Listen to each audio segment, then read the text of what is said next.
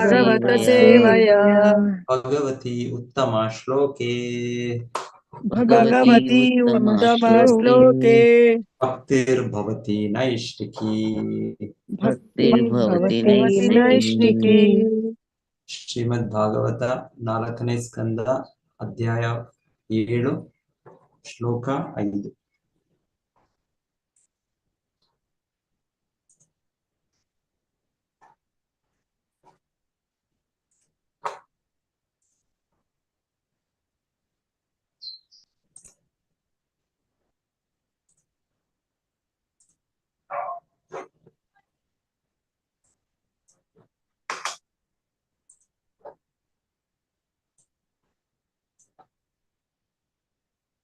बाहुभ्याम् अश्विनो पुष्णो बाहुभ्याम् अश्विनो पूष्णो हस्ताभ्याम् कृतबाहवः हस्ताभ्याम् कृतबाहवः भवन्त्वद्वर्यवश्चान्ये भवन्त्वद्वर्यवश्चान्ये बस्तश्मश्रुर्भृगुर्भवेत्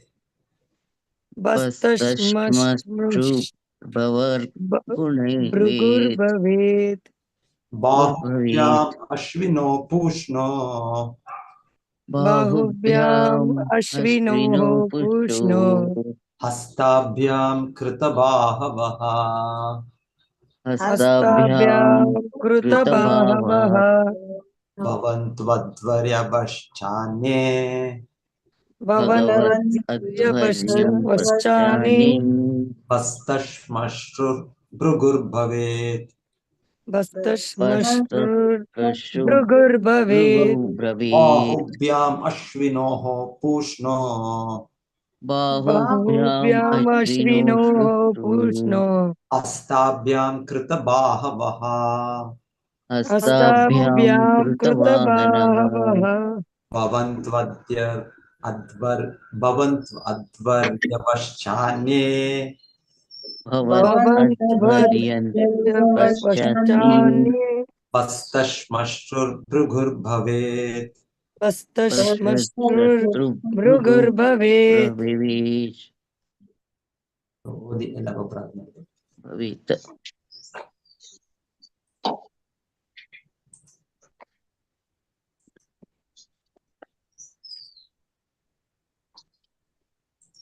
हरे कृष्ण प्रभु जी। बाहुभ्याम् अश्विनोः पूष्णो हस्ताभ्याम् कृतबाहवः भवन्त्वद्वर्यवश्चान्ये बस्तश्मश्रुर्भृगुर्भवेत्। हरे कृष्ण। हरे कृष्ण प्रभुजी। श्लोक 5 बाहुभ्याम् अश्विनोः पूष्णः हस्तभ्याम् कृतबाहवे बावः अध्वरिवः च अन्ये बस्तश्मश्रुः भृगुः भवेत्। हरे कृष्ण प्रभुजी, धन्यवाद।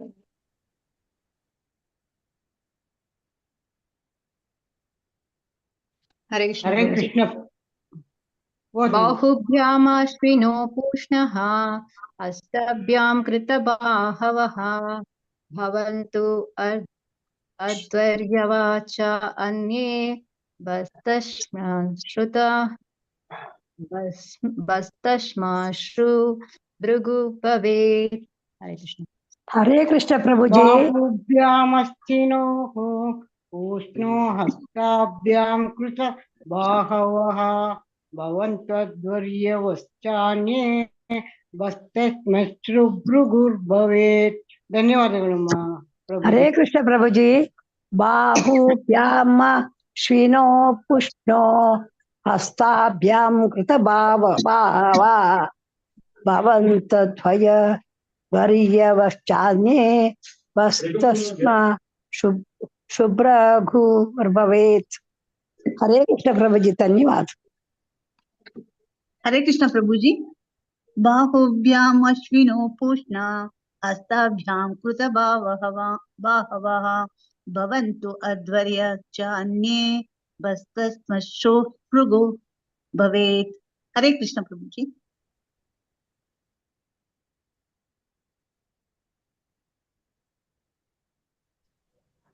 ಬಾಹುಭ್ಯಾಂ ಬಾಹುಭ್ಯಾಮ್ ಎರಡು ತೋಳುಗಳಿಂದ, ಎರಡು ಎರಡು ತೋಳುಗಳಿಂದ, ತೋಳುಗಳಿಂದ, ಅಶ್ವಿನೋಹೋ ಅಶ್ವಿನೋಹೋ ಅಶ್ವಿನೋಹೋ ಅಶ್ವಿನಿ ಕುಮಾರರ, ಅಶ್ವಿನಿ ಕುಮಾರರ, ಪೂಷ್ಣಃ ಪೂಷ್ಣಃ ಪೂಷಣ, ಪೂಷಣ, ಹಸ್ತಾಭ್ಯಾಂ ಹಸ್ತಾಭ್ಯಾಮ್ ಎರಡು ಕೈಗಳಿಂದ, ಎರಡು ಕೈಗಳಿಂದ, ಎರಡು ಕೈಗಳಿಂದ, ಕೃತಬಾಹವಃ ಕೃತಬಾಹವಃ ಕೃತಬಾಹವಃ ತೋಳುಗಳ ಅಗತ್ಯವುಳ್ಳವರು, ತೋಳುಗಳ ತೋಳುಗಳ ಅಗತ್ಯವುಳ್ಳವರು, ಅಗತ್ಯವುಳ್ಳವರು, ಭವಂತು ಭವಂತು ಆಗಲಿ, ಆಗಲಿ, ಅಧ್ವರ್ಯವಃ ಅಧ್ವರ್ಯವಃ ಪುರೋಹಿತರು, ಪುರೋಹಿತರು, ಪುರೋಹಿತರು, ಚ ಚ ಚ ಮತ್ತು ಮತ್ತು ಅನ್ಯೇ ಅನ್ಯೇ ಉಳಿದ, ಉಳಿದ, ಬಸ್ತಶ್ಮಶ್ಮುಹು ಬಸ್ತಶ್ಮಶ್ರುಹು ಬಸ್ತಶ್ಮಶ್ರುಹು ಓಕೆ ಬಸ್ತಶ್ಮಶ್ರುಹು ಮೇಕೆಯ ಗಡ್ಡವನ್ನು, ಮೇಕೆಯ ಮೇಕೆಯ ಗಡ್ಡವನ್ನು, ಗಡ್ಡವನ್ನು, ಭೃಗುಹು ಭೃಗುಹು ಭೃಗುಹು ಭೃಗು ಭೃಗು ಭೃಗು ಭವೇತ್ ಭವೇತ್ ಭವೇತ್ ಹೊಂದಲಿ, ಹೊಂದಲಿ. ಹೊಂದಲಿ. ಯಾರ ತೋಳುಗಳು ಕತ್ತರಿಸಿ ಹೋಗಿದೆಯೋ ಅವರು ಅಶ್ವಿನಿ ಕುಮಾರನ ತೋಳುಗಳ ಮೂಲಕ ಕೆಲಸ ಮಾಡಬಹುದು. ಕೈಗಳು ಕತ್ತರಿಸಿ ಹೋದವರು ಪೂಷನ ಕೈಗಳ ಮೂಲಕ ಕೆಲಸ ಮಾಡಿಕೊಳ್ಳಬಹುದು. ಋತ್ವಿಜರು ಹಾಗೆಯೇ ವರ್ತಿಸಬೇಕಾಗುತ್ತದೆ. ಭೃಗುವಾದರೋ ಇನ್ನು ಮುಂದೆ ಆಡಿನ ಮುಖದಲ್ಲಿರುವ ಗಡ್ಡವನ್ನು ಪಡೆಯುವನು. ಯಾರ ತೋಳುಗಳು ಕತ್ತರಿಸಿ ಯಾರ ತೋಳುಗಳು ಕತ್ತರಿಸಿ ಹೋಗಿದೆಯೋ ಹೋಗಿವೆಯೋ ಅವರು ಅಶ್ವಿನಿ ಕುಮಾರನ ತೋಳುಗಳು ಅವರು ಅಶ್ವಿನಿ ಕುಮಾರರ ತೋಳುಗಳ ಮೂಲಕ ಕೆಲಸ ಮಾಡಬಹುದು. ಕೆಲಸ ಕೆಲಸ ಮಾಡಬಹುದು. ಮಾಡಬಹುದು.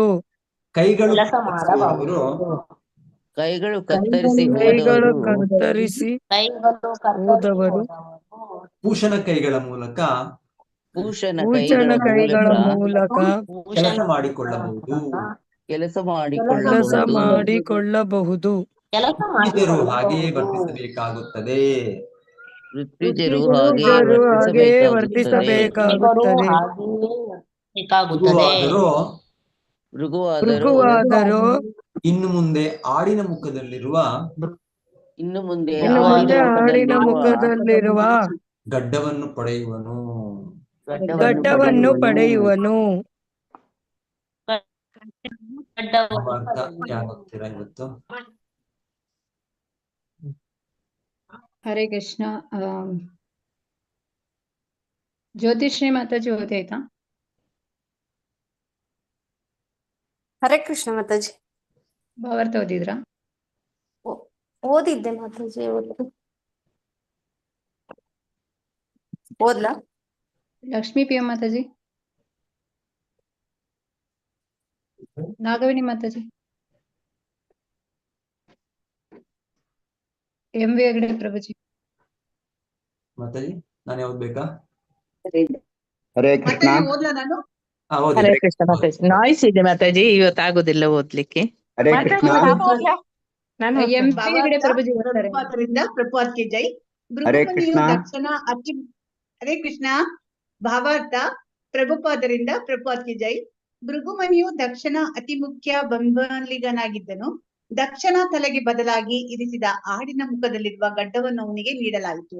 ಬುದ್ಧಿಶಕ್ತಿಯು ಕೆಲಸ ಮಾಡುವುದಕ್ಕೆ ಮಿದುಳೇ ಕಾರಣ ಎಂಬ ಆಧುನಿಕ ವೈಜ್ಞಾನಿಕ ಸಿದ್ಧಾಂತವು ಸಿಂಧುವಾಗುವುದಿಲ್ಲ ಎಂಬುದನ್ನು ದಕ್ಷನ ತಲೆಯನ್ನು ಬದಲಾಯಿಸಿದ ಈ ಸಂದರ್ಭವು ತೋರಿಸುತ್ತದೆ. ದಕ್ಷನ ಮಿದುಳೇ ಬೇರೆ, ಆಡಿನ ಮಿದುಳೇ ಬೇರೆ. ಆ ಪ್ರಾಣಿಯ ತಲೆಯನ್ನು ಜೋಡಿಸಿದ್ದರೂ ದಕ್ಷನು ಹಿಂದಿನ ರೀತಿಯಲ್ಲಿಯೇ ವರ್ತಿಸಿದನು. ಸಾರಾಂಶವೆಂದರೆ ವಾಸ್ತವವಾಗಿ ಪ್ರವರ್ತಿಸುವುದು ವ್ಯಕ್ತಿಯ ನಿರ್ದಿಷ್ಟ ಪ್ರಜ್ಞೆಯೇ ಹೊರತು ಮಿದುಳಲ್ಲ. ಮಿದುಳು ಕೇವಲ ಒಂದು ಸಾಧನ. ಅದಕ್ಕೂ ಮತ್ತು ನಿಜವಾದ ಬುದ್ಧಿಶಕ್ತಿಗೂ ಏನೂ ಸಂಬಂಧವಿಲ್ಲ. ನಿಜವಾದ ಬುದ್ಧಿ, ಮನಸ್ಸು, ಪ್ರಜ್ಞೆ ಇವೆಲ್ಲ ನಿರ್ದಿಷ್ಟ ವ್ಯಕ್ತಿಗತ ಆತ್ಮದ ಭಾಗಗಳೇ. ಆಡಿನ ತಲೆಯನ್ನು ಅಳವಡಿಸಿದ ಅನಂತರವೂ ದಕ್ಷನು ಮೊದಲಿನಷ್ಟೇ ಬುದ್ಧಿವಂತನಾಗಿದ್ದನು ಎಂಬುದು ಮುಂದಿನ ಶ್ಲೋಕಗಳಿಂದ ವೇದ್ಯವಾಗುತ್ತದೆ. ಶಿವನನ್ನು ಭಗವಾನ್ ವಿಷ್ಣುವನ್ನು ಮೆಚ್ಚಿಸಲು ಸೊಗಸಾಗಿ ಅವನು ಪ್ರಾರ್ಥನೆ ಮಾಡಿದನು. ಹಾಗೆ ಮಾಡಲು ಒಂದು ಅಡಿಗೆ ಸಾಧ್ಯವಿಲ್ಲವಷ್ಟೇ. ಆದ್ದರಿಂದ ಬುದ್ಧಿಯ ಕೇಂದ್ರವು ಮಿದುಳಲ್ಲ. ನಿರ್ದಿಷ್ಟ ಆತ್ಮದ ಪ್ರಜ್ಞೆಯು ಬುದ್ಧಿಪೂರ್ವಕವಾಗಿ ವರ್ತಿಸುತ್ತದೆ ಎಂದು ಖಂಡಿತವಾಗಿ ಹೇಳಬಹುದು. ಇಡೀ ಕೃಷ್ಣ ಪ್ರಜ್ಞಾ ಆಂದೋಲನವು ವ್ಯಕ್ತಿಯ ಪ್ರಜ್ಞೆಯನ್ನು ಶುದ್ಧೀಕರಿಸುವುದಕ್ಕಾಗಿ ಪ್ರವೃತ್ತವಾಗಿದೆ. ವ್ಯಕ್ತಿಯು ಯಾವ ಬಗೆಯ ಮಿದುಳನ್ನು ಹೊಂದಿದ್ದಾನೆ ಎನ್ನುವುದು ಮುಖ್ಯವಲ್ಲ. ತನ್ನ ಪ್ರಜ್ಞೆಯನ್ನು ಜಡವಸ್ತುವಿನಿಂದ ಹಿಂತೆಗೆದುಕೊಂಡು ಕೃಷ್ಣನಿಗೆ ವರ್ಗಾಯಿಸಿದರೆ ಅಷ್ಟು ಸಾಕು, ಅವನ ಬದುಕು ಯಶಸ್ವಿಯಾಗುತ್ತದೆ. ಭಗವದ್ಗೀತೆಯಲ್ಲಿ ಭಗವಂತನೇ ಇದನ್ನು ದೃಢೀಕರಿಸಿದ್ದಾನೆ. ವ್ಯಕ್ತಿಯು ಯಾವುದೇ ಹೀನಸತಿಯಲ್ಲಿರಲಿ ಕೃಷ್ಣ ಪ್ರಜ್ಞೆಯನ್ನು ಅಭ್ಯಾಸ ಮಾಡಿದರೆ ಅವನ ಬದುಕು ಯಶಸ್ವಿಯಾಗುತ್ತದೆ. ದೃಢೀಕರಿಸಿದ್ದಾನೆ. ವ್ಯಕ್ತಿಯು ಯಾವುದೇ ಹೀನಸ್ಥಿತಿಯಲ್ಲಿರಲಿ ಕೃಷ್ಣ ಪ್ರಜ್ಞೆಯನ್ನು ಅಭ್ಯಾಸ ಮಾಡಿದರೆ ಅವನು ಜೀವನದ ಅತ್ಯುತ್ತಮ ಪರಿಪೂರ್ಣತೆಯನ್ನು ಸಾಧಿಸುತ್ತಾನೆ. ನಿರ್ದಿಷ್ಟವಾಗಿ ಹೇಳುವುದಾದರೆ ಕೃಷ್ಣ ಪ್ರಜ್ಞೆಯಿಂದ ಕೂಡಿದ ಯಾರೇ ಆಗಲಿ ಪ್ರಸ್ತುತದ ಭೌತಿಕ ದೇಹವನ್ನು ತ್ಯಾಗ ಮಾಡಿದ ಅನಂತರ ಭಗವದ್ಧಾಮಕ್ಕೆ ಮರಳಿ ಹೋಗುತ್ತಾರೆ. ಹರೇ ಕೃಷ್ಣ ಪ್ರಭುಜಿ. ಹರೇ ಕೃಷ್ಣ. उपज्ञानतिमिरान्धस्य ज्ञानाञ्जनशलाकया चक्षुरुन्मीलितं येन तस्मै श्रीगुरवे नमः. नमो ॐ विष्णुपादाय कृष्णप्रेष्ठाय भूतले श्रीमते भक्तिवेदान्त स्वामीति नाम्ने. नमस्ते सारस्वते देवे गौरवाणी प्रचारिणे निर्विशेष शून्यवादी पाश्चात्य देशतारिणे. जय श्री कृष्ण चैतन्य प्रभु नित्यानंद श्री अद्वैत गदाधर श्रीवासादि गौर भक्त वृंद. हरे कृष्णा कृष्ण कृष्ण हरे हरे, हरे राम राम राम हरे हरे.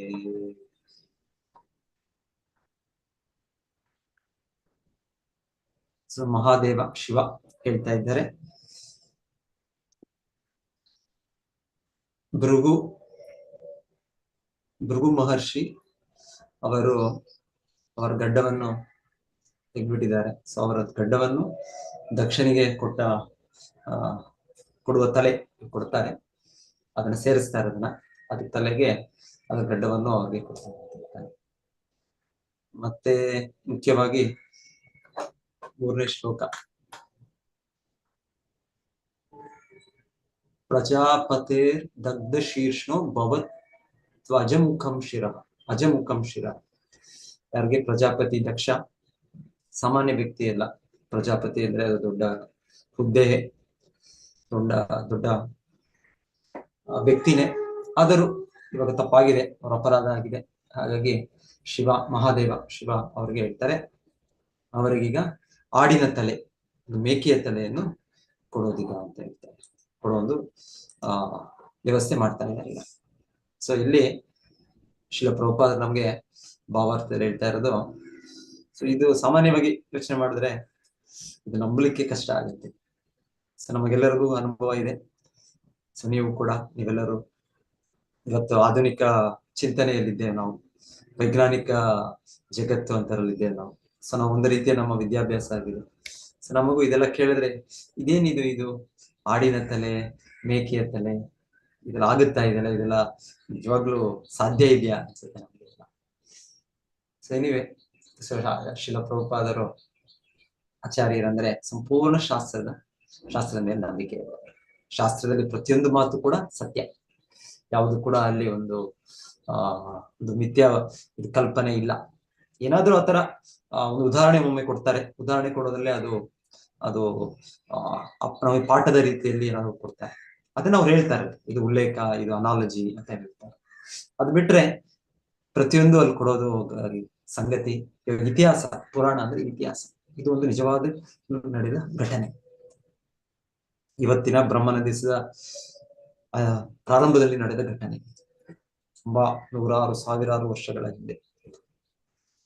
ಸೊ ಆಲ್ಮೋಸ್ಟ್ ಹೇಳ್ಬೋದು, ಈಗ ನಾವು ಬ್ರಹ್ಮನ ಅರ್ಧ ದಿವಸ ಮುಗಿಸಿದ್ದೇವೆ ಅಂದ್ರೆ ಆಲ್ಮೋಸ್ಟ್ 3 350 ಕೋಟಿ ವರ್ಷಗಳ ಹಿಂದೆ ಅಂತ ಹೇಳ್ಬೋದು. ಯಾಕಂದ್ರೆ 5-6 ಮನ್ವಂತರಗಳಾಗ್ಬಿಟ್ಟಿದೆ. ಅಷ್ಟು ಹಿಂದೆ ನಡೆದ ಒಂದು ಘಟನೆ, ನಿಜವಾಗಿ ನಡೆದ ವಾಸ್ತವಿಕ ಘಟನೆ. ಸೊ ಪ್ರಭುಪಾದರು ಅಷ್ಟೇ ಅಲ್ಲದೆ ಈ ವೈಜ್ಞಾನಿಕ ಸಿದ್ಧಾಂತದಲ್ಲಿ ನಾವು ಇವಾಗ ಏನಂದ್ರೆ ನಮಗೆ ಬ್ರೈನ್ ಸಬ್ಸ್ಟೆನ್ಸ್, ಮೆದುಳು.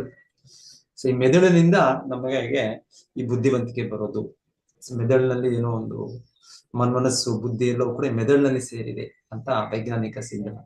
ಇಲ್ಲ, ಇದು ಶಾಸ್ತ್ರದ ಇದು ಅಲ್ಲ, ಮಾತಲ್ಲ. ಶಾಸ್ತ್ರದಲ್ಲಿ ಹೇಳುವಂಥದ್ದು ಆತ್ಮಕ್ಕೆ ಸೂಕ್ಷ್ಮ ದೇಹ, ಸ್ಥೂಲ ದೇಹ ಎರಡಿದೆ. ಸೂಕ್ಷ್ಮ ದೇಹ ಅಂದ್ರೆ ಮನಸ್ಸು, ಬುದ್ಧಿ, ಅಹಂಕಾರ. ಮತ್ತೆ ಈ ಸ್ಥೂಲ ದೇಹ ಇವಾಗ ನಾವು ನೋಡ್ತಾ ಇರೋದು ಪಂಚಭೂತ, ಇದು ನೀರು, ಭೂಮಿ, ಗಾಳಿ. ಸೊ ಹಾಗೆ ನೋಡಿದ್ರೆ ಬ್ರೈನ್, ಮೆದುಳು ಕೂಡ ಇದೇ ರೀತಿಯ ಒಂದು ಸ್ಥೂಲ ಪದಾರ್ಥಗಳನ್ನೇ ತುಂಬಿದ ವಸ್ತು. ಇದೇನು ಇದರಲ್ಲಿ ಸೂಕ್ಷ್ಮವಾದದ್ದು ಆತ್ಮಕ್ಕೆ ಮೊದಲಿನ ಬಟ್ಟೆ ಅಂತ ಹೇಳ್ಬೋದು. ಒಳಬಟ್ಟೆ, ಹೊರಬಟ್ಟೆ, inner clothing, inner wear, outer wear ಅಂತ ಹೇಳ್ತೀವಿ ಹಾಗೆ. ಸೊ ಮನಸ್ಸು, ಬುದ್ಧಿ ಅನ್ನೋದು ಭಿನ್ನ. ಇದು ಒಂದು ಯಂತ್ರ, ಇದರ ಮೂಲಕ ವ್ಯಕ್ತವಾಗ್ತದೆ ಅಷ್ಟೇ. ಇಲ್ಲಾಂದ್ರೆ ಅದರ ಅಸ್ತಿತ್ವವೇ ಬೇರೆ. ಇದು ಭೌತಿಕ, ಇದು ಹೇಳ್ತಾ ಇರೋದು ನಾವು, ಭೌತಿಕ ಮನಸ್ಸು, ಭೌತಿಕ ಬುದ್ಧಿ. ಇನ್ನ ಇದೆ. ಆತ್ಮಕ್ಕೆ ತನ್ನದೇ ಆದ ಚೇತನದ ಒಂದು ಕ್ರಿಯೆಗಳಲ್ಲಿ ಕೆಲಸ ಮಾಡುವ ಆಧ್ಯಾತ್ಮಿಕ ಬುದ್ಧಿ, ಆಧ್ಯಾತ್ಮಿಕ ಮನಸ್ಸು, ಆಧ್ಯಾತ್ಮಿಕ ಇಂದ್ರಿಯಗಳು, ಅದು ಬೇರೆ. ಇಲ್ಲಿ ಭೌತಿಕ ಇದನ್ನು ಇವಾಗ ನಾವು ನೋಡ್ತಾ ಇದ್ದೇವೆ, ಭೌತಿಕ ಮನಸ್ಸು. ಯಾಕಂದ್ರೆ ಇಲ್ಲೆಲ್ಲವೂ ಭೌತಿಕವಾಗಿ ನೋಡೋದ್ರಿಂದ, ಭೌತಿಕದಲ್ಲೇ ಅನುಭವ ಇರೋದ್ರಿಂದ ನಮ್ಗೆಲ್ಲ ಭೌತಿಕ ವಸ್ತು, ಭೌತಿಕ ಇದೆ ನಮ್ಗೆ. ಅದು ಭೌತಿಕವಾದ ಸ್ಥೂಲವಾದದ್ದು, ಸೂಕ್ಷ್ಮವಾದದ್ದು ಕೂಡ ಅನುಭವ ಕಡಿಮೆ. ಸೊ ಸೊ ಇಲ್ಲಿ ಪ್ರಭುಪಾದ ಹೇಳ್ತಾ ಇದ್ದಾರೆ, ಇದು ಮೆದುಳಿನಲ್ಲ ಇದು ಇರೋದು. ನೋಡಿ, ಅವರು ಶ್ರೀಲ ಪ್ರಭುಪಾದ ಮುಂದುವರಿಸ್ತಾ ಹೇಳೋದು, ಇದೇ ದಕ್ಷನು ಈಗ ಮತ್ತೆ ಜೀವಂತವಾದ್ಮೇಲೆ ಅವರಿಗೆ ಗೊತ್ತಾಗುತ್ತೆ, ಇವ್ ನಾನು ಎಷ್ಟು ದೊಡ್ಡ ತಪ್ಪು ಮಾಡ್ಬಿಟ್ಟೆ, ಎಷ್ಟು ದೊಡ್ಡ ಅಪರಾಧ ಮಾಡ್ಬಿಟ್ಟೆ ಅಂತ ಅವ್ರಿಗೆ ಗೊತ್ತಾಗಿ ಅವ್ರು ಕ್ಷಮೆ ಯಾಚಿಸ್ತಾರೆ. ಮತ್ತೆ ಆ ದ್ವೇಷ ಭಾವ ಕೂಡ ಹೋಗ್ಬಿಡುತ್ತೆ ಅವರಲ್ಲಿ. ದ್ವೇಷ ಇರುತ್ತೆ ಅವರಲ್ಲಿ ಮಹಾದೇವ ಶಿವನ ಮೇಲೆ ಸ್ವಲ್ಪ ದ್ವೇಷ ಇರುತ್ತೆ, ಆ ಭಾವನೆ ಕೂಡ ಹೋಗ್ಬಿಡುತ್ತೆ. ಹೋಗ್ಬಿಟ್ಟು ತುಂಬಾ ಸೊಗಸಾದ ಪ್ರಾರ್ಥನೆಗಳನ್ನು ಮೊದಲಿಗೆ ಶಿವನಿಗೆ ಅರ್ಪಣೆ ಮಾಡ್ತಾರೆ ಅವರು, ಯಾರು? ಇದೇ ದಕ್ಷ. ನಂತರ ವಿಷ್ಣು, ಆ ದಕ್ಷ ಯಜ್ಞದಲ್ಲಿ ವಿಷ್ಣುವೇ ಸ್ವತಃ ಬರ್ತಾರೆ ಅವಾಗ ಅವರು ಕೂಡ ಪ್ರಾರ್ಥನೆಗಳನ್ನು ಅರ್ಪಿಸ್ತಾರೆ, ಇದೇ ದಕ್ಷನ್. ಆದ್ರೆ ಯಾವ ತಲೆಯಲ್ಲಿ ಅವರು ಅರ್ಪಣೆ ಮಾಡಿದ್ದಾಗ ಅವ್ರು ಮೇಕೆ ತಲೆ. ಸೊ ಹೇಳ್ತಾ ಇದ್ದಾರೆ, ಹೀಗೆ ವ್ಯಕ್ತಿ ಮೇಕೆಯಾಗಿದ್ರೆ, ನಾವು ಮೆದುಳಾಗಿದ್ರೆ ಮೇಕೆ ಬುದ್ಧಿ ಇರ್ಬೇಕಾಗಿತ್ತು. ಸಾಮಾನ್ಯವಾಗಿ ಮೇಕೆಯ ಬುದ್ಧಿ ಏನು, ಅದಕ್ಕೆ ಏನೋ ಆಹಾರ ಬೇಕು, ಇನ್ನೊಂದು ಇರ್ಬೇಕು ಅಷ್ಟೇ. ಪ್ರಾಣಿಯ ಇದು ಅಂದ್ರೆ ಹೇಳೋದು ಮೇಕೆನೋ ಇದು ಒಂದು ಚಿತ್ರಗಳು ತೋರಿಸ್ತಾರಲ್ಲ, ಯಾರಾದ್ರೂ ಒಂದು ಕಸಾಯಿಖಾನೆ, ಒಂದು ಇದ್ರಲ್ಲಿ ಸ್ಲಾಟರ್ ಹೌಸ್ ಅಲ್ಲಿ ಯಾರಾದ್ರೂ ಒಂದು ಮೇಕೆನ ಅಲ್ಲಿ ಸಾಯಿಸಿ ಹಾಕಿರ್ತಾರೆ. ಏನ್ ಹಾಕಿರ್ತಾರೆ? ನೇತಾಕಿರ್ತಾರೆ, ಅಲ್ಲಿ ಮಾರಾಟ ಮಾಡ್ತಾ ಇರ್ತಾರೆ ಮಾಂಸ. ನೋಡಕ್ಕೂ ಕೂಡ ನಮ್ಗೆ ಇವಾಗ ಇದಾಗ್ಬೋದು. ಆದರೆ ಅದರ ಪಕ್ಕದಲ್ಲಿ ಇನ್ನೊಂದು ಜೀವಂತವಾದ ಮೇಕೆ ಇದೆ. ಅದಕ್ಕೆ ನಾವು ಒಂದು ಇದು ಕೊಟ್ರೆ, ಏನ್ ಕೊಟ್ರೆ, ಒಂದು ಹುಲ್ಲು ಏನಾದ್ರು ತಿನ್ಸಿದ್ರೆ, ಹಸಿರು ಇದು ತೋರಿಸಿದ್ರೆ ಅದರ ಚಿತ್ರಗಳು ನೋಡ್ಬೋದು. ಮೇಕೆ, ಕುರಿ ಎಲ್ಲ ಅದು ಆನಂದವಾಗಿ ತಿಂತಾ ಇದೆ. ಅಂದ್ರೆ ಆ ಬುದ್ಧಿ ನಾವೇನ್ ಹೇಳೋದು, ಆ ಪ್ರಜ್ಞೆ, ಇಲ್ಲಿ ಪ್ರಜ್ಞೆ, ಮೆದುಳು ಅಲ್ಲ ಪ್ರಜ್ಞೆ. ಆ ಪ್ರಜ್ಞೆ ಹೇಗೆ ಅಂದ್ರೆ ಅಲ್ಲಿ ಅದಕ್ಕೆ ಇಂದ್ರಿಯ ನೆಲೆಯಲ್ಲಿ, ಸೊ ನಾವ್ ಹೇಳ್ತೀವಲ್ಲ, ಇಂದ್ರಿಯ ನೆಲೆಯಲ್ಲಿ, ಮನಸ್ಸಿನ ನೆಲೆ, ಬುದ್ಧಿಯ ನೆಲೆ, ಆಮೇಲೆ ಆಧ್ಯಾತ್ಮಿಕ ನೆಲೆ. ಸೊ ಈಗೆಲ್ಲ ಲೆವೆಲ್ಸ್ ಆಫ್ ಕಾನ್ಶಿಯಸ್ನೆಸ್ ಅಂತ ಕೂಡ ಹೇಳೋದಿದೆ. ಇಂದ್ರಿಯಾಣಿ ಪರಾಣ್ಯಾಹು ಇಂದ್ರಿಯೇಭ್ಯ ಪರಂ ಮನಃ ಮನಸ್ಸಸ್ತು ಪರ ಬುದ್ಧೇರ್ ಯೋ ಬುದ್ಧೇ ಪರತಸ್ತು ಸಹ ಗೀತೆಯಲ್ಲೂ ಕೃಷ್ಣ ಹೇಳ್ತಾನೆ. ಸೊ ಹೀಗೆ ನಮ್ಮ ಅಸ್ತಿತ್ವವನ್ನು ಕೂಡ, ಪ್ರಜ್ಞೆ ಕೂಡ ಬೇರೆ ಬೇರೆ ಮಟ್ಟದಲ್ಲಿ ಇರ್ಬೋದು. ಸೊ ಈ ಸಾಮಾನ್ಯವಾಗಿ ನಾವು ನೋಡಿದ ಮೇಕೆ ಪ್ರಜ್ಞೆ ತುಂಬಾ ಕೆಳ ಹಂತದಲ್ಲಿದೆ. ಪ್ರಾಣಿ ಇದರಲ್ಲಿ ಆಹಾರ, ನಿದ್ರೆ, ಭಯ, ಮೈಥುನ ಅಷ್ಟರಲ್ಲೇ ಸೀಮಿತವಾಗಿದೆ. ಆದ್ರೆ ಇವರು ಅದೇ ತರ ತಲೆ ಪಡೆದ್ರು ಕೂಡ, ಯಾರು ದಕ್ಷನು, ಅವರು ಎಷ್ಟು ಒಂದು ಉನ್ನತವಾದ ಇದು ಪ್ರಾರ್ಥನೆ ಮಾಡ್ತಾರೆ ಅಂತ ಹೇಳ್ಬೋದು. ಸೊ ಅದೇಗ್ ಸಾಧ್ಯ ಅದು? ಹೇಗೆ ಸಾಧ್ಯ? ನಮ್ಗೆ ಸಾಮಾನ್ಯವಾಗಿ ಅನ್ಸುತ್ತೆ, ಸೊ ಇದೆಲ್ಲ ಅಸಾಧ್ಯ, ಇದೆಲ್ಲ ತಪ್ಪು, ಇದೆಲ್ಲ ಇಲ್ಲ, ಇದೆಲ್ಲ ಸುಮ್ಮನೆ ಕಲ್ಪನೆ. ಇಲ್ಲ, ಕಲ್ಪನೆ ಅಲ್ಲ. ಇನ್ಫ್ಯಾಕ್ಟ್ ಪ್ರಭುಪಾದ ಚಾಲೆಂಜ್ ಹೇಳ್ತಾ ಇರೋದು, ಪ್ರಭುಪಾದ ಮೆದುಳು ನಮ್ಮ ಇದಕ್ಕೆ ಕಾರಣವಲ್ಲ. ಪ್ರಭುಪಾದರು ಈ ಮಾತು ಎಷ್ಟು ಕ್ರಾಂತಿಕಾರಿಯಾದ ಮಾತು ಇದು. ಈ ಆಧುನಿಕ ಸಮಾಜದಲ್ಲಿ ಆಧುನಿಕ ವಿಜ್ಞಾನಿಗಳಿಗೆ ಇದು ಹೇಳಿದ್ರೆ ಅವರೆಲ್ಲ ಒಪ್ತಾರೆ. ಅವರು ನಾವು ಇಲ್ಲ, ಅದು ಸತ್ಯ. ಆಕ್ಚುಲಿ ಇವಾಗ ಹೇಳ್ತಾರೆ, ಇದರ ಒಂದು ಸಪೋರ್ಟ್ ಆಗಿ, ಇದರ ಒಂದು ಸಾಕ್ಷಿಯಾಗಿ ಒಂದು ಯಾವ್ದೋ ಒಂದು ಇದು ನಮ್ಮ ಪ್ರಭುಜಿಗೆ ತೋರಿಸ್ತಾರೆ, ನಾಮಿನೇಷನ್ ತೋರಿಸ್ತಾರೆ. ಇದರಲ್ಲಿ ಒಂದು ಪ್ರೆಸೆಂಟೇಷನ್ ಅಲ್ಲಿ ಯಾರು ವಿಜ್ಞಾನಿಗಳೇ ತಯಾರಿ ಮಾಡಿದ್ದು, ಅವ್ರು ಯಾರ್ದೋ ತಲೆದು ಬ್ರೈನ್ದು ಮುಖದ್ದು ಇದು ಮಾಡಿದ್ರಂತೆ, ಸ್ಕ್ಯಾನ್ ಮಾಡಿದ್ರಂತೆ, ಅಲ್ಟ್ರಾಸೌಂಡ್ ಇಲ್ಲಾಂದ್ರೆ MRI ಏನೋ ಮಾಡಿದ್ರೆ ಒಳಗೆ ಬ್ರೈನ್ ಸಬ್ಸ್ಟೆನ್ಸ್ ಏನಿದೆ, ಏನು ಇಲ್ಲ. ಗ್ರೇ ಮ್ಯಾಟರ್, ವೈಟ್ ಮ್ಯಾಟರ್ ಅಂತೆಲ್ಲ ಎರಡೆಲ್ಲ ಹೇಳ್ತಾರೆ. ಗ್ರೇ ಮ್ಯಾಟರ್ ಮೋಸ್ಟ್ಲಿ ಬುದ್ಧಿ ಇರೋದು ಅನ್ಸುತ್ತೆ, ನಂಗೆ ಮರ್ತೋಗಿದೆ, ನನಗೆ ಸ್ಟಡಿ ಮಾಡಿದ್ದು. ಸೊ ಎನಿವೆ ಈ ತರ ಇದೆ, ಗ್ರೇ ಮ್ಯಾಟರ್, ವೈಟ್ ಮ್ಯಾಟರ್, ಬೇರೆ ಬೇರೆ ಅಲ್ಲಿ ಇದಿದೆ, cerebrum, cerebellum, medulla oblongata, limbic system, ಏನೇನೋ ಅವರು ಒಂದೊಂದೊಂದು ಗುರುತಿಸಿದ್ದಾರೆ. ಅದ್ರಲ್ಲಿ ಒಂದೊಂದು ಏರಿಯಾ ನಂಬರ್ 1, 2, 3 ಅದೆಲ್ಲ ನಂಬರ್ಗಳು ಕೊಟ್ಟಿದ್ದಾರೆ. ಇದರಲ್ಲಿ ನಿಮ್ಗೆ ನೆನಪಿರೋ ಮೆದುಳು, ಇದು ಮೆಮೊರಿ, ಇನ್ನೊಂದ್ ಕಡೆ ಬುದ್ಧಿ ಇದಾಗೋದು, ಇನ್ನೊಂದ್ ಕಡೆ ನೋಡ್ಲಿಕ್ಕೆ ಇದಾಗೋದು. ಸೊ ಇದಕ್ಕೆ ಈ ತರ ಎಲ್ಲ ಮ್ಯಾಪ್ ಮಾಡಿದ್ದಾರೆ. ಸೊ ಹೇಳ್ತಾರೆ, ಈ ತರ ಒಬ್ಬರು ಯಾರೋ ವ್ಯಕ್ತಿಗೆ ಅಲ್ಲಿ ನೋಡಿದ್ರೆ ಏನೂ ಇಲ್ಲ, ಖಾಲಿಯಾಗಿ ಕಾಣ್ತಾ ಇದೆ ಸ್ಕ್ಯಾನ್. ಅದು ಕೂಡ ಆ ವ್ಯಕ್ತಿ ಜೀವಂತವಾಗಿದ್ದಾನೆ, ಬುದ್ಧಿ ಇದೆ. ಆಕ್ಚುಲಿ ಏನಂದ್ರೆ ಇದು ಏನಿದೆ ತಲೆಯಲ್ಲಿ, ಇದು ಇನ್ಸ್ಟ್ರೂಮೆಂಟ್. ಶ್ರೀಲ ಪ್ರಭುಪಾದ ಬಹಳ ಚೆನ್ನಾಗಿ ಇಲ್ಲಿ ತಿಳಿಸ್ಕೊಡ್ತಾ ಇರೋದು, ಇನ್ಸ್ಟ್ರೂಮೆಂಟ್ ಅಂದ್ರೆ ಒಂದು ಸಾಧನ ಅಷ್ಟೇ. ಇವಾಗ ನಾವು ಬರೆಯುವಾಗ ಪೆನ್ ಮೂಲಕ ಬರಿತೀವಿ, ನಾವು ಪೆನ್ನ ಕೈನಲ್ಲಿ ಇಟ್ಕೊಂಡು ಬರಿತೀವಿ ನಾವು. ಆದ್ರೆ ಯಾರು ಬರೀತಾ ಇರೋದು, ಹೇಗೆ ಬರೀತಾ ಇರೋದು? ನಮ್ಗನ್ಸುತ್ತೆ ಪೆನ್ ಬರೀತಾ ಇದೆ, ಆದ್ರೆ ಪೆನ್ ಹಿಂದೆ ಕೈ ಇದೆ, ಕೈ ಹಿಂದೆ ನನ್ನ ಎಲ್ಲ ನರಗಳಿದೆ, ನರಗಳ ಹಿಂದೆ ನನ್ನ ಅಲ್ಲಿ ಇವಾಗ ಹೇಳ್ತಾರೆ ಮೆದುಳಿನಲ್ಲಿ ಇನ್ಸ್ಟ್ರೂಮೆಂಟ್, ಆದ್ರೆ ಅದ್ರ ಹಿಂದೆ ಕೂಡ ಇರೋದು ಆತ್ಮ.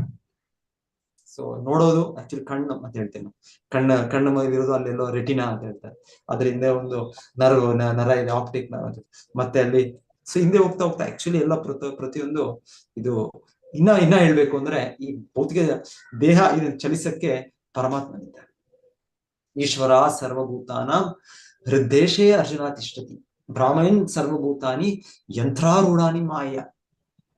ಸೊ ಕೃಷ್ಣ ಪರಮಾತ್ಮನಾಗಿ ಪ್ರತಿಯೊಬ್ಬರ ಹೃದಯ ಸ್ಥಳದಲ್ಲಿ ಆತ್ಮದೊಟ್ಟಿಗೆ ಪರಮಾತ್ಮನಾಗಿದ್ದಾನೆ. ಅವನು ಇದರ ಚಲಾವಣೆ ಮಾಡ್ತಾ ಇರೋ ವ್ಯಕ್ತಿ. ಯಾಕಂದ್ರೆ ಇದು ಭೌತಿಕ ಶಕ್ತಿ, ಇದು ನಮ್ಮ ಶಕ್ತಿ ಅಲ್ಲ. ನಾವು ಚೇತನಾತ್ಮ, ಕೃಷ್ಣನ ಅಲ್ಪ ಅಂಶ ನಾವು.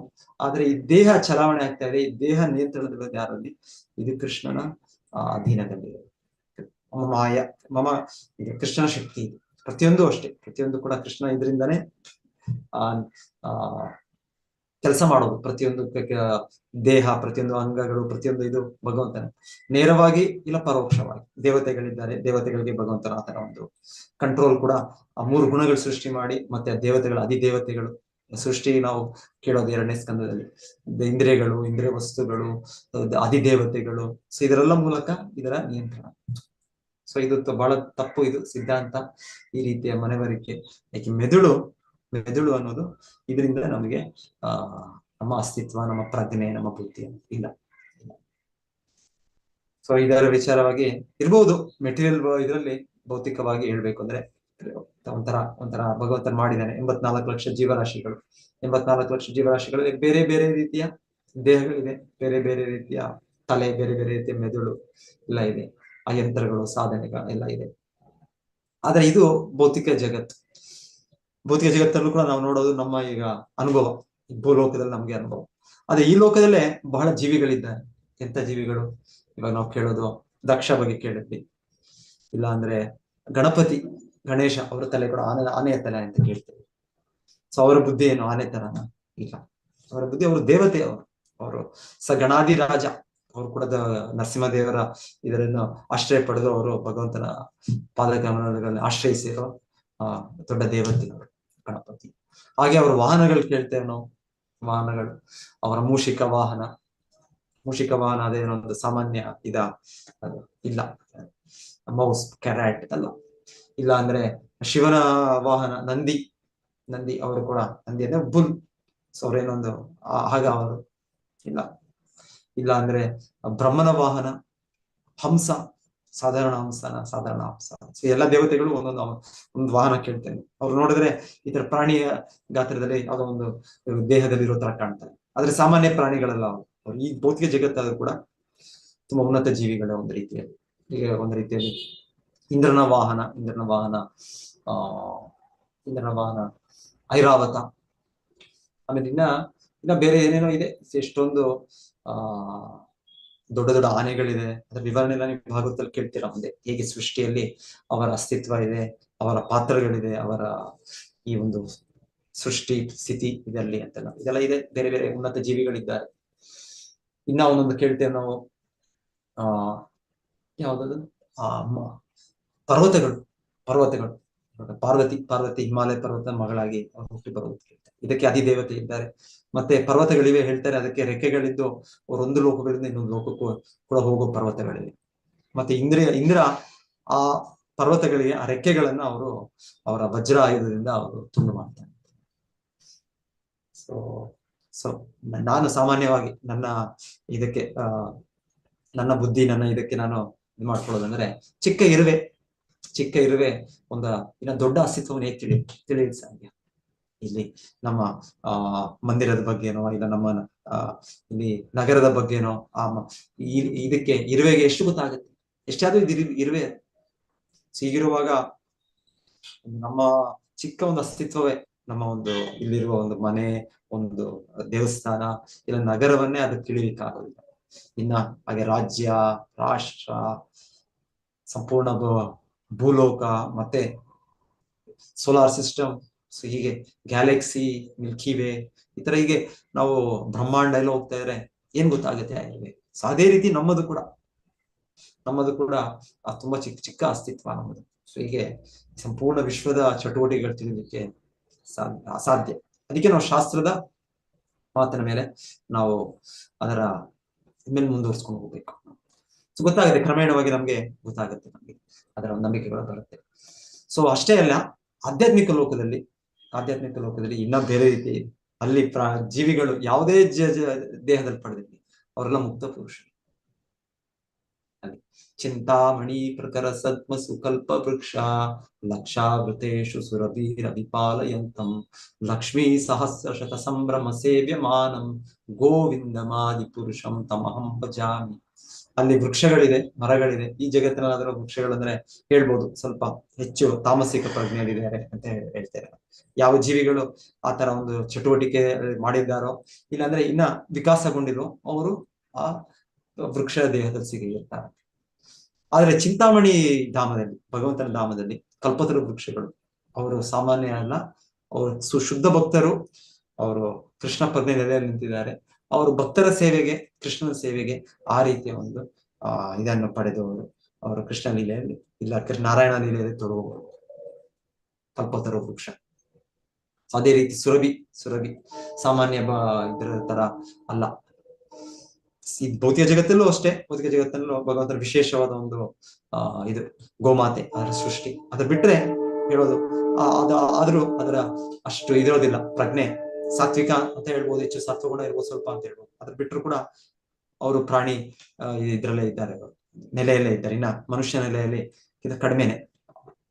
ಆದ್ರೆ ಆಧ್ಯಾತ್ಮಿಕ ಜಗತ್ತನ್ನೇ ಆಗಲ್ಲ, ಅಲ್ಲಿ ಅದ ಬೇರೆ, ಸಂಪೂರ್ಣ ಕೃಷ್ಣ ಪ್ರಜ್ಞೆ. ಸೊ ಶ್ರೀಲ ಪ್ರಭುಪಾದರು ಹೇಳೋದು, ದೇಹ ಹೇಗಾದ್ರೂ ಇರ್ಬೋದು ಅದು ಮುಖ್ಯ ಅಲ್ಲ, ಮೆದುಳು ಹೇಗಾದ್ರೂ ಇರ್ಬೋದು ಅದು ಮುಖ್ಯ ಅಲ್ಲ, ಮುಖ್ಯ ಆದದ್ದು ಪ್ರಜ್ಞೆ ಬೆಳವಣಿಗೆ ಮುಖ್ಯ. ಸೊ ಅದಕ್ಕೆ ಹಾಗಾಗಿ ಭಗವಂತನು ನಮ್ಮ ಮನುಷ್ಯ ಜನ್ಮದಲ್ಲಿ ನಾವು ನಮ್ಮ ಪ್ರಜ್ಞೆಯನ್ನು ನಾವು ವಿಕಸಿಸಬೇಕು.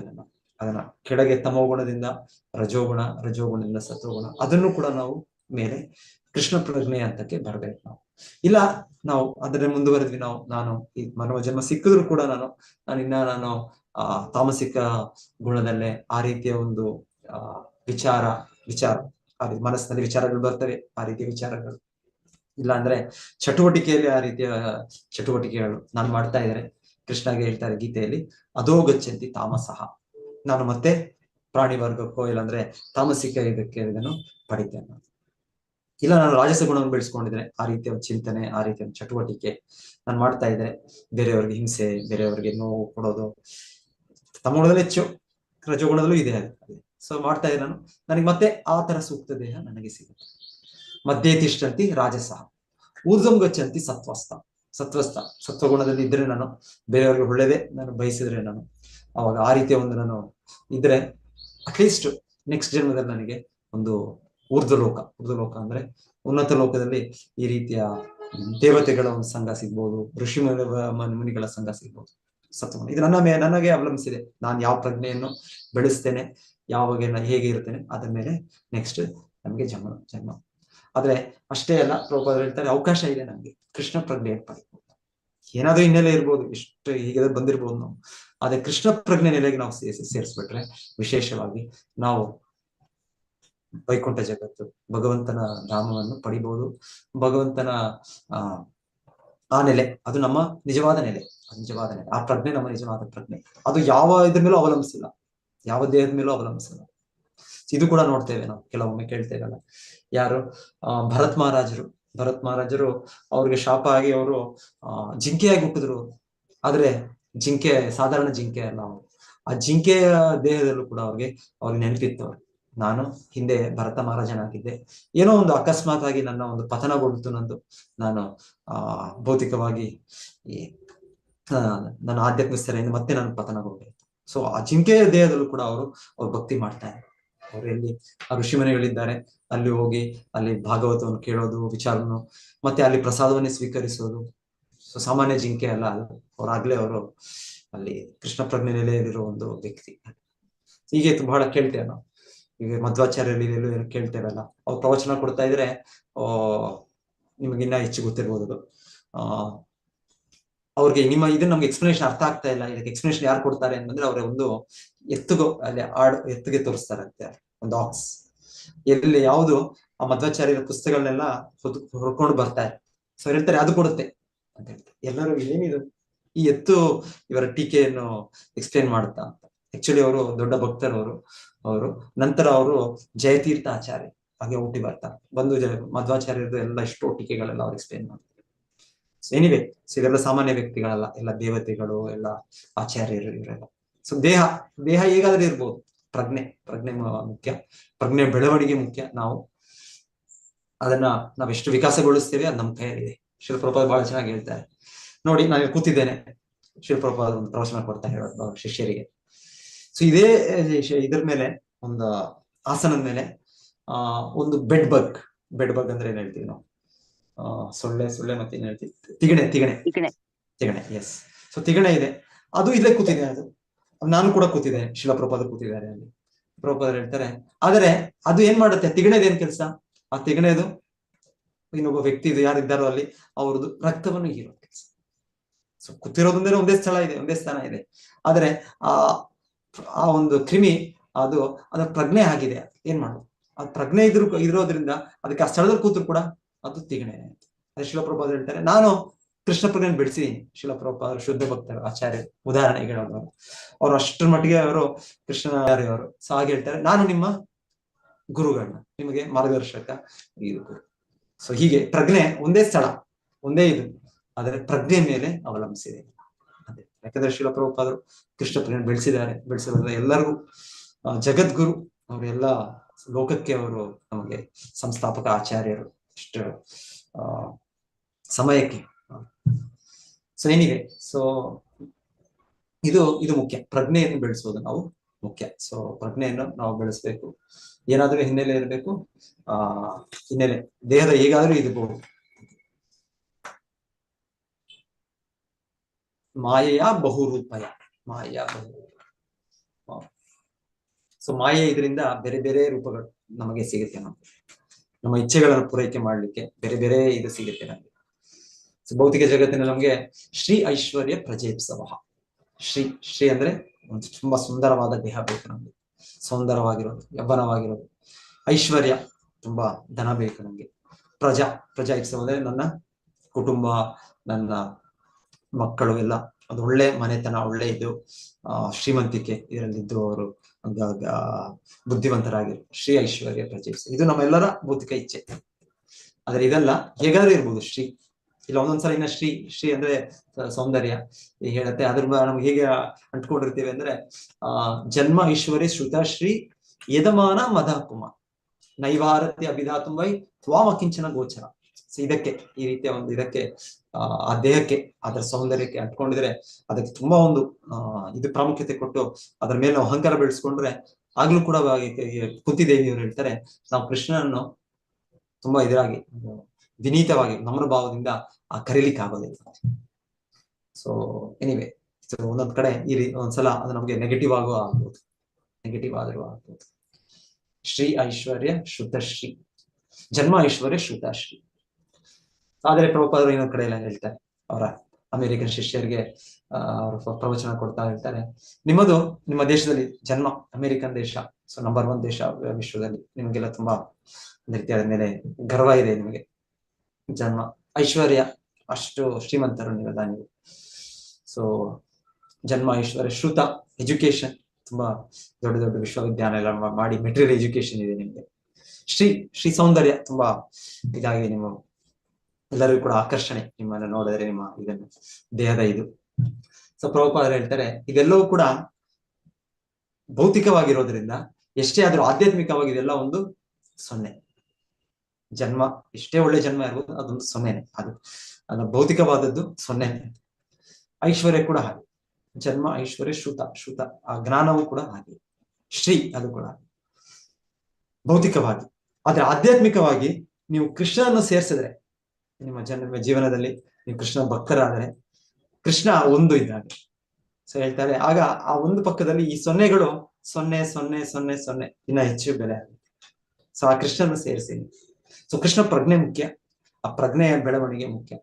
ಇಲ್ಲ ಜಡವಸ್ತು, ಅದು ಒಳ್ಳೆ ಜನ್ಮ ಆಗಿರ್ಬೋದು, ಒಳ್ಳೆ ಐಶ್ವರ್ಯ ಆಗಿರ್ಬೋದು, ಒಳ್ಳೆ ಶ್ರುತ ಆಗಿರ್ಬೋದು, ಒಳ್ಳೆ ಶ್ರೀ ಆಗಿರ್ಬೋದು, ಅದೆಲ್ಲವೂ ಕೂಡ ವ್ಯರ್ಥವೇ. ಆದ್ರೆ ಅದೆಲ್ಲ ನಿಷ್ಪ್ರಯೋಜಕ.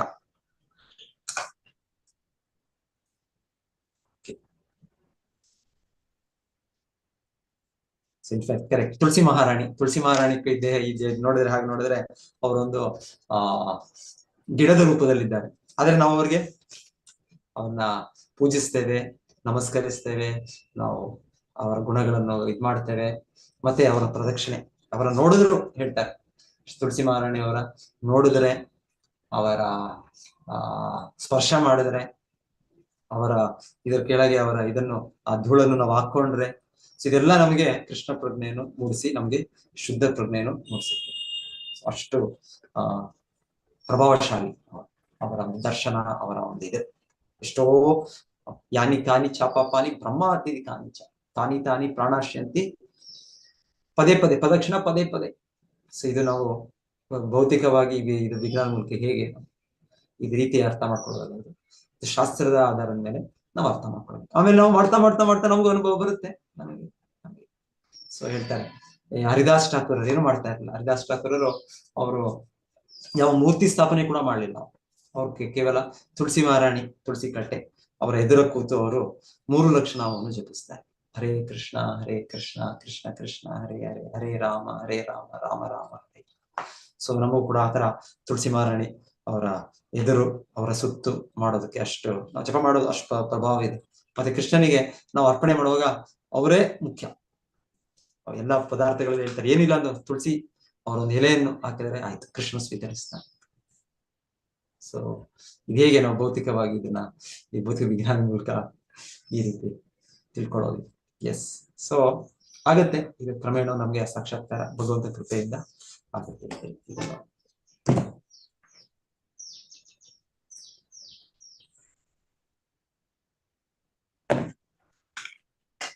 ಮತ್ತೆ ಈ ಫಾರ್ಮ್ ಅಂತ ಏನಿದೆ, ಇದು ದೇಹದ ಇದು ಭೌತಿಕವಾದದ್ದು. ನಮ್ಮ ಭೌತಿಕ ಪ್ರಪಂಚದಲ್ಲಿ ಇಲ್ಲಿ ಯಾವುದು ನೋಡೋದು, ಇಲ್ಲಿ ಒಂದು ಮೇಕೆ ಆಗ್ಬೋದು, ಮನುಷ್ಯನಾಗ್ಬೋದು, ಎಲ್ಲವೂ ಕೂಡ ಅಸತ್ ಅಚಿತ್ ನಿರಾನಂದ, ಇದು ಶಾಶ್ವತವಲ್ಲ. ಇದು ಅದೇ ಇದೇ ರೀತಿ ಕೃಷ್ಣ ರೂಪವು ಆಗಲ್ಲ. ಕೃಷ್ಣನ ರೂಪವು ಸಚ್ಚಿದಾನಂದ.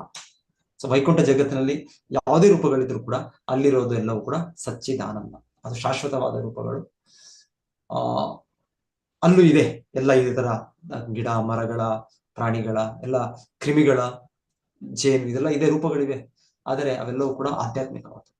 ಸೊ ಅಲ್ಲಿ ಈ ರೀತಿಯ ಇದು ಬರೋದಿಲ್ಲ, ಈ ರೀತಿಯ ಒಂದು ಇಲ್ಲ, ಅಲ್ಲಿ ಭೌತಿಕ ಅಡಚಣೆಗಳಿಲ್ಲ, ಭೌತಿಕ ಅಡಚಣೆಗಳಿಲ್ಲ.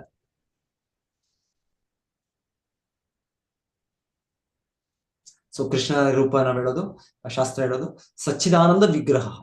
ಸೊ ಕೃಷ್ಣನದು ಅವನು ಭೌತಿಕ ಜಗತ್ತಿಗೆ ಬಂದರೂ ಕೂಡ ಅವನ ದೇಹವು ಆಧ್ಯಾತ್ಮಿಕವಾಗಿದೆ. ಹಾಗಾಗಿ ಅವನು ಆ ರೀತಿ ಅಸಾಧಾರಣ ಚಟುವಟಿಕೆಗಳು ಭಗವಂತನ ಮಾಡುವುದು. ಅದು ಭೌತಿಕ ದೇಹ ಅಲ್ಲ ಭಗವಂತನದು. ಅದೇ ರೀತಿ ಅವನ ಶುದ್ಧ ಭಕ್ತರು ಅವರು ಅವತರಿಸಿದಾಗ ಆಚಾರ್ಯರು ಅವ್ರ ಭೌತಿಕ ದೇಹ ಪಡೆದಂಗೆ ಕಾಣುತ್ತೆ ನಮ್ಗೆ, ಆದ್ರೆ ಅವ್ರ ದೇಹ ಆಧ್ಯಾತ್ಮಿಕವಾಗಿ ಕೆಲಸ ಮಾಡುತ್ತೆ. ಹಾಗಾಗಿ ಅವರ ಅಂತ್ಯದ ನಂತರ ಕೂಡ ನಾವು ಅವರ ದೇಹವನ್ನು ನಾವು ಸಾಮಾನ್ಯ ಜೀವಿಗಳಾಗಿ ಇದು ಮಾಡೋದಿಲ್ಲ. ಅದಕ್ಕೆ ಒಂದು ಗೌರವದಿಂದ ನಾವು ಸಮಾಧಿ ಅವರನ್ನು ಆ ದೇಹವನ್ನು ಪೂಜಿಸಿ ಅದನ್ನು ನಾವು ಇದು ಮಾಡೋದು. ಯಾಕಂದ್ರೆ ಸಂಪೂರ್ಣ ಆಧ್ಯಾತ್ಮಿಕ ಪ್ರಜ್ಞೆಯಲ್ಲಿರೋದ್ರಿಂದ ಅವರು ದೇಹವು ಕೂಡ ಆಧ್ಯಾತ್ಮಿಕವೇ, ಭೌತಿಕ ಇದು ಅಲ್ಲ.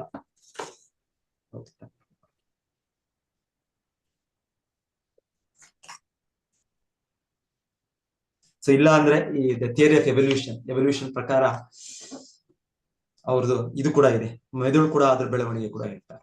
ಮೆದುಳುಗಳು ಹೇಗೆ ಏನೋ ಆಗಿತ್ತು ಇಲ್ಲ, ಅದೆಲ್ಲ ಅದು ತಪ್ಪು ಸಿದ್ಧಾಂತ. ಇಲ್ಲಿ ನೋಡೋ ರೀತಿಯಲ್ಲಿ ದಕ್ಷಿಣ ತಲೆ, ದಕ್ಷಿಣ ಮೆದುಳು ಅದು ಬದಲಾಗ್ಲಿಲ್ಲ. ದಕ್ಷಿಣ ಮೆದುಳು ಮೇಕೆಯ ಇಲಾಖೆಯಲ್ಲೂ ಕೂಡ ಅವನದು ಬುದ್ಧಿ, ಅವನ ಪ್ರಜ್ಞೆ ಹೆಚ್ಚಾಯ್ತು ವಿನಃ ಕಡಿಮೆ ಆಗಿಲ್ಲ. ಸ್ವಲ್ಪ ಸಮಯದಲ್ಲಿ ಅವ್ರು ತಾತ್ಕಾಲಿಕ ಕಳ್ಕೊಂಡಿದ್ರು, ಅವರ ದೇವತಾ ಪ್ರಜ್ಞೆಯನ್ನು ಕಳ್ಕೊಂಡಿದ್ರು, ದೇವತೆಗಳ ಆ ಸತ್ವಗುಣವನ್ನು ಕಳ್ಕೊಂಡಿದ್ರು. ಆದ್ರೆ ಈ ಮೇಕೆ ಇದ್ರೂ ಕೂಡ ಅವ್ರಿಗೆ ಸಿಕ್ತು. ಸೊ ಪ್ರಜ್ಞೆ ಬೇರೆ, ಈ ದೇಹ ಬೇರೆ. ಇದು ಸ್ಪಷ್ಟ ಆಗಿದೆ, ಬಹಳ ಸ್ಪಷ್ಟ ಇದು.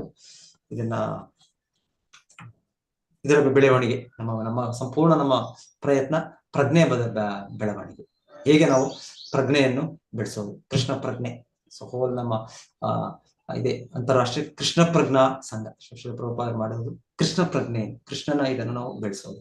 ಸೊ ಹೇಗಾದ್ರೂ ಇರ್ಬೋದು, ನಮ್ಮ ಹಿನ್ನೆಲೆ ಹೇಗಾದ್ರೂ ಇರ್ಬೋದು, ನಮ್ಮ ಇದು ಮುಖ್ಯ ಪ್ರಜ್ಞೆ ಕಾನ್ಶಿಯಸ್ನೆಸ್ ಮೀನ್ಸ್ ಕೃಷ್ಣ ಕಾನ್ಶಿಯಸ್ನೆಸ್. ಅದು ಕೂಡ ಶ್ರೀ ಪ್ರಭುಪಾದ ತಿಳಿಸ್ತಾರೆ. ಇವಾಗ ಲೈಟ್ ಮೀನ್ಸ್ ಸನ್ಲೈಟ್. ಸಾಮಾನ್ಯವಾಗಿ ಇದಕ್ಕೆ ಸೂರ್ಯಕಿರಣ ಇದೆ. ಸೂರ್ಯಕಿರಣ ನಿಜವಾದ ಬೆಳಕು ಅದು. ಸೊ ಹಾಗೆ ಪ್ರಜ್ಞೆ ಅಂದ್ರೆ, ನಿಜವಾದ ಪ್ರಜ್ಞೆ ಅಂದ್ರೆ ಕೃಷ್ಣ ಪ್ರಜ್ಞೆ. ಭೌತಿಕವಾದ ಪ್ರಜ್ಞೆ ಇದು ಮಿಥ್ಯಾ ಪ್ರಜ್ಞೆ. ಇದು ಶಾಶ್ವತವಾದದ್ದಲ್ಲ. ಇದು ಮಾಯೆಯ ಆವೃತದಲ್ಲಿ ನಮ್ಮ ನಿಜವಾದ ಗುರುತಿಲ್ಲದೆ ಈ ಪ್ರಜ್ಞೆ ಇದು ತಾಮಸಿಕ, ಸಾತ್ವಿಕ, ರಾಜಸಿಕ. ನಿಜವಾದ ಪ್ರಜ್ಞೆ ಅಂದ್ರೆ, ನಿಜವಾದ ಜೀವನ ಅಂದ್ರೆ ನಾವು ಕೃಷ್ಣ ಕಾನ್ಶಿಯಸ್, ಕೃಷ್ಣ ಪ್ರಜ್ಞೆಯ ಜೀವನ, ನಿಜವಾದ ಲೈಫ್. ಪ್ರತಿಯೊಂದು ಕೂಡ ಅದು ಕೃಷ್ಣ ಪ್ರಜ್ಞೆ ಇದೆ. ನಮ್ಮ ಮೂಲ ಪ್ರಜ್ಞೆ ಕೃಷ್ಣ ಪ್ರಜ್ಞೆಯನ್ನು ನಾವು ಪಡಿಬೇಕು. ಆ ಪ್ರಜ್ಞೆಯನ್ನು ಪಡಿಬೇಕು. ಹರೇ ಕೃಷ್ಣ. ಏನಾದ್ರು ಪಾಯಿಂಟ್ಸ್ ಏನಾದ್ರು ಮಿಸ್ ಮಾಡಿ ಏನಾದ್ರು ಡಿಸ್ಕಸ್ ಮಾಡ್ಬೇಕಂದ್ರೆ ಯಾರಾದ್ರೂ ಹೇಳಿ.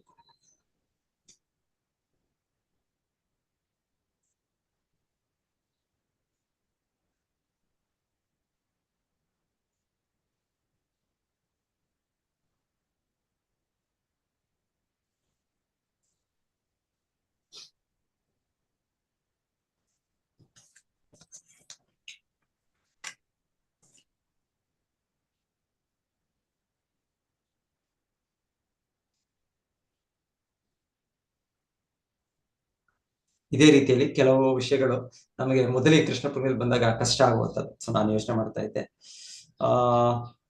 ಈ ಅಸುರರು ಕೂಡ ಈ ತರ ಒಂದು ಯೋಗ ಸಿದ್ಧಿಗಳಿಂದ ಅವರು ಈ ದೇಹಗಳನ್ನು ಪಡಿತಾರೆ.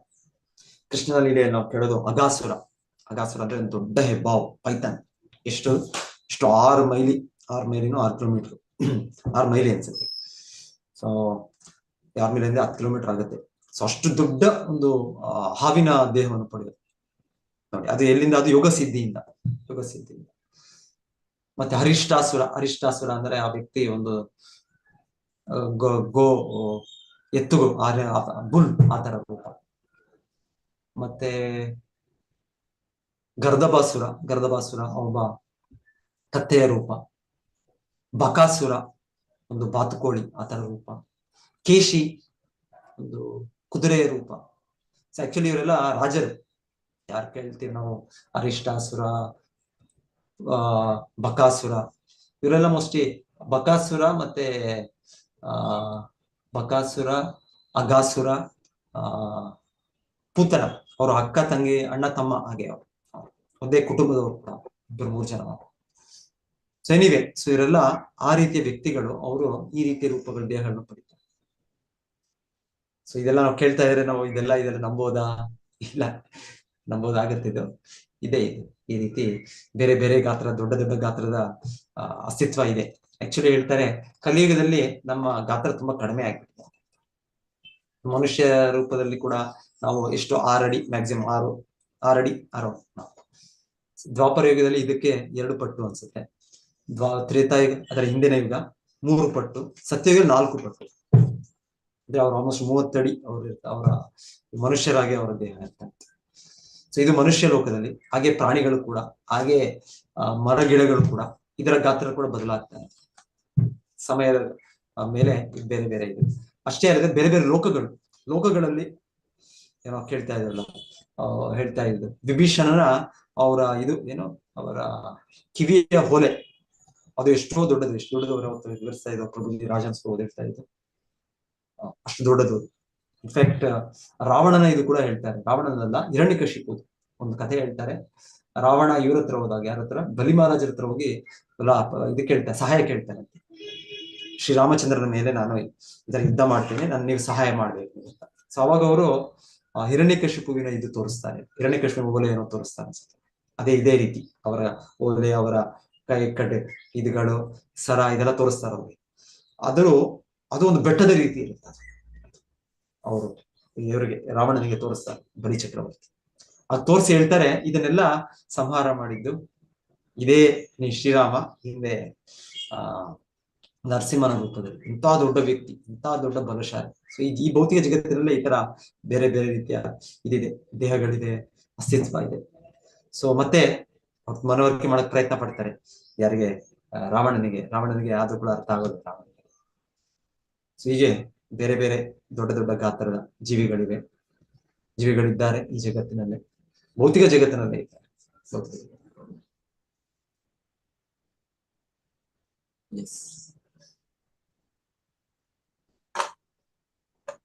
ಹರೇ ಕೃಷ್ಣ. ನಾನು ಇಲ್ಲಿ ನಿಲ್ಲಿಸ್ತೇನೆ. ಯಾರಾದ್ರೂ ಏನಾದ್ರು ಪ್ರಶ್ನೆ